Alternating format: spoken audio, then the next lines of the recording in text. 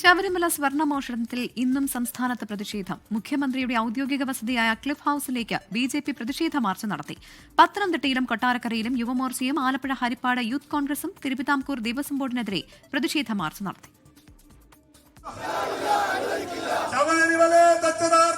ദേവസ്വം മന്ത്രിയും Thiruvithamkoor Devaswom board president PS പ്രശാന്തും രാജിവെക്കണമെന്നാവശ്യപ്പെട്ടായിരുന്നു ബിജെപിയുടെ cliff house March. സംസ്ഥാന അധ്യക്ഷൻ രാജീവ് ചന്ദ്രശേഖർ മാർച്ച് ഉദ്ഘാടനം ചെയ്തു.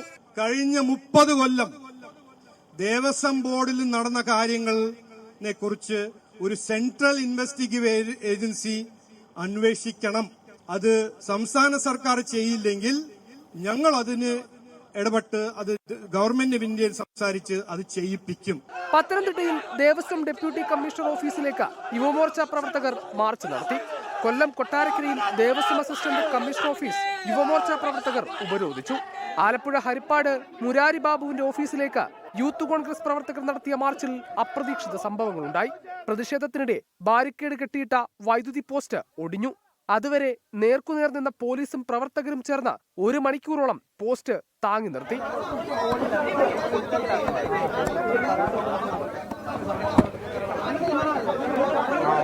സമരം പുനരാരംഭിച്ച യൂത്ത് കോൺഗ്രസ് പ്രവർത്തകർ മുരാരി ബാബുവിന്റെ ഓഫീസിലേക്ക് ചാടിക്കയറി. ഓഫീസിൽ പ്രവർത്തകർ ചാണകവെള്ളമൊഴിച്ചു.